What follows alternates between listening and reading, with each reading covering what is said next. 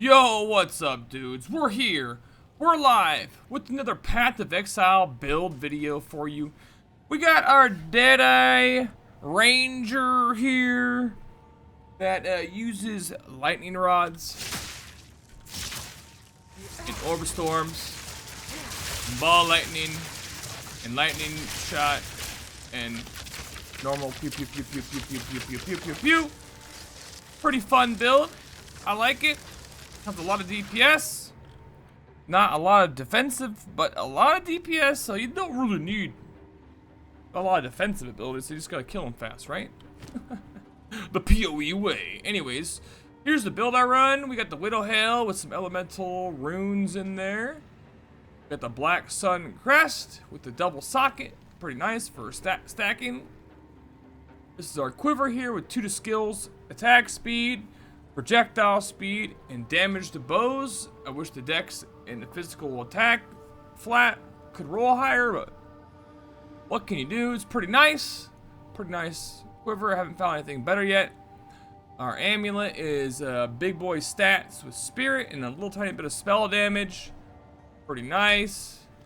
Our armor here has some spirit and stats with 1 res and humongous evasion, which is pretty cool, and it got some life regen in there, helps out. You got a breach ring here with big stat, big res, and a little bit of rarity on there. It's pretty good, it's pretty nice. Our ring over here is kind of the same thing, but it's the Chaos Amethyst ring version with the flat mana and stats with all res. Pretty good. Triple res boots with some mana and only 10% movement speed, but they did get the percentage increased evasion and energy shield. Pretty nice. Hoping for 2 sockets, but what can you do? Hoping for 30 Rumlock, but what can you do? We got a belt here with cold res and chaos res just to cap off our res. I don't have anything fancy like Ingenuity or anything, or Temporalis, or I do have a Moira Invictus, but it's on my witch. I didn't trade for anything on this character. I'm kind of against trading right now. I'm only grinding and taking my drops and empowering myself with that, or playing with friends and getting drops from that and empowering myself with that. These were from playing with some friends, and they dropped 2 allocated to me, so I accepted them. People have tried to give them to me, but I said no. I must earn them in game through combat and surviving, and we did. Killed that guy really fast. Pretty nice. I was on my warrior, so I just like shredded the guy's armor, and then everyone was just like, and he died. And then I got him. They let me have him instead of yelling at me and kicking me out of the party. Shout out to those dudes. Shout out to those dudes. All right, let's go to my skills now. With my bow shot, I have mana leech, bleeding, poisoning, extra physical damage, and extra attack speed to get more mana back because rangers have a mana problem. Scatter shot on our lightning arrow with fork, pierce, and chain. My lightning rod, my main DPS, has ignition on it. Innervate, conduction, and stormfire, so that way the shock lasts longer, lasts as long as the ignite if they get ignited. Pretty nice. I probably could put more damage on there, but trying to squeeze in a little bit of ignite damage as well. Why I have that 1 fire rune on the bow. Cast on shock has spark, arc, and double supports to keep that energy going faster and refund some energy. So it's pretty good. I did spark and arc, spread out and kill more damages in the pack, or kill more enemies in the pack, instead of just damage in a concentrated area. I've seen people run ball lightning here, and I tried it. I prefer spark and arc. Very nice. Helps out. Helps mow down big packs. Herald of Thunder with cold infusion, glacification, concentrated effect, and elemental focus. That way we can get some cold damage on there, and proc Herald of Ice with electrocute, lightning penetration, lightning infusion, and coursing current. Pretty nice. We got ball lightning here as our main way to make our lightning rods pop off. And they pop off. We also put Orb of Storms as a defensive measure. Very mana hungry though, but that's what our regular bow shot's for. And with Ball Lightning, I run Deceleration, Inspiration, Considered, Casting, Unleash, so that way we get the big spread of like 6 orbs sometimes. And then pew pew pew pew pew pew pew. Alright.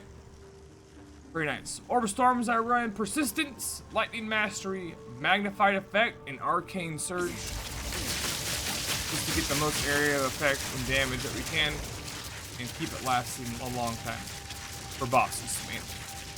Grim Feast with Clarity and Precision.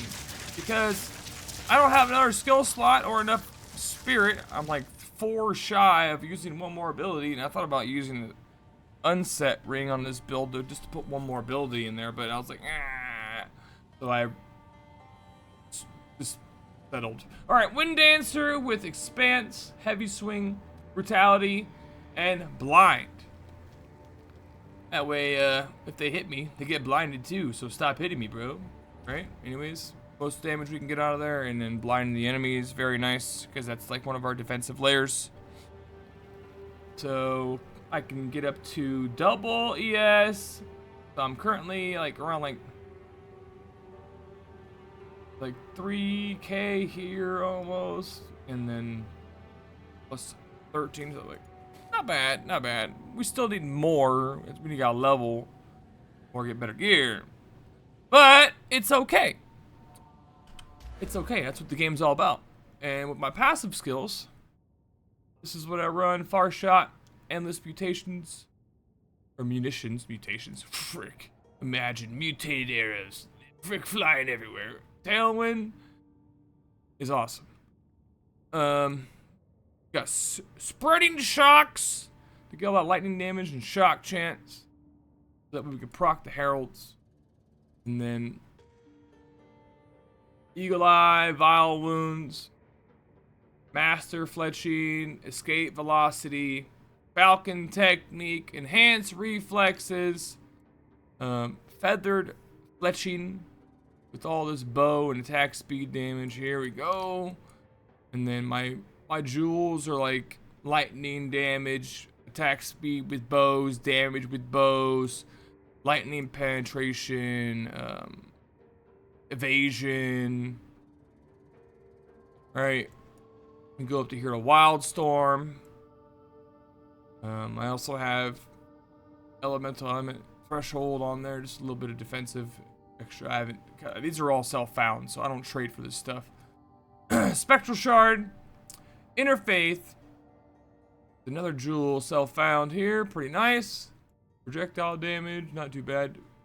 Patient Barrier to get that ES, Pure Power to get that DPS, and Enhanced Barrier. I'm probably gonna try to get these two, and what was that? Maybe lightning penetration? I don't know. Probably not. I'll probably go back over here and get the shock to reapply it. It's pretty nice. I could get more lightning penetration here. I'm not doing the crit build, so. Or maybe I'll go down here to get the skill speed. So those are viable options for leveling up. And maybe this too. Getting more evasion. I tried this. Not a fan. Not a fan! I would rather have more ES. Yep. Make me a big sponge. I don't want to be a feather floating that could get flapped. But I'll be the big sponge. I'll just absorb more damage. It's okay. So yeah, basically with this setup, what you do is always just shoot a big buster of those on the ground before you're like walking around to a new area. So that way, if you get rushed by enemies, you can fall back, shoot a few more, and then vaporize them all with the Orb of Storms. If they're still alive, you can use some lightning arrows to mow them down, or a regular melee bow shot right here, just that way you can get your mana back. Because these things cost a lot. They cost a lot, and so do these. So that's the combo. can do this, but it's better to do that. As you see, it procs it like way more. This is more of like if you're running away and they're still back there range attacking you and you still want to like pop them off. You can also just use the regular normal shot though, because you're gonna get mana back, and then you can just go like this. You can also shoot lightning rods from a distance as well as the lightning arrows, whichever you prefer. The lightning arrows have to hit enemies to make these pop, unlike ball lightning that just all they have to do is float over the top of them and it makes them go crazy. Alright, so you can see this build's pretty nice. I'm able to do T17s. I was doing T17s last night. It was pretty nice. Pretty fun time. Fighting bosses is not that hard, but mana prop. So you gotta like take your time and not blow all your mana in one go. I mean, you probably could and get a huge chunk of damage, but you run out of your mana. Like, the problem with this game is you could like sit here and tap your mana potion infinitely and it like won't stop you. You could drink your whole mana pot before you realize it, you know? So there's that, but I'm trying to work in a little bit more mana. What you could probably do to get more mana on this is use some soul cores on your weapon. I mean, you'll lose out a little tiny bit of flat damage, but you'll get 2% mana back per enemy hit, which helps a lot. Just throw one of those in there, you know, it'd be cool. That would help. Other thing you can do is invest into more mana regen in your gear, or you can get a jewel with 2% mana per kill. That helps. Yeah, let's go ahead and roll the footage here. We're doing a T15 map, but it's pretty easy for me. You'll see me just like steamroll this. So let's go ahead and start it off. Throw some fat beats up on here, yeah. Yeah. Because I used to make beats. I haven't made some for a while, but these are like some old ones from like 5+ years ago. Maybe longer. As you see here, throw those lightning rods in the ground, you lure the enemies into them, and then ball lightning just melts all of them. Pretty nice. So this is 150% video speed just to save time. I don't think you guys want to watch like another 10-minute video of just my character running through. You can just like see the gameplay, see how long it takes me to do this map. This is probably my second strongest character. I still think the Invoker Monk's a little bit stronger. He could tank stuff, freeze the whole room, and make it all explode at once. This character, I have to be very vigilant on staying away from that pack, because I can't be right up in front of their face. I do have quite a bit of evasion, but it's not too bad. Not max. My reses are almost all max. I'm like low on like 2 of them, but that's not really important.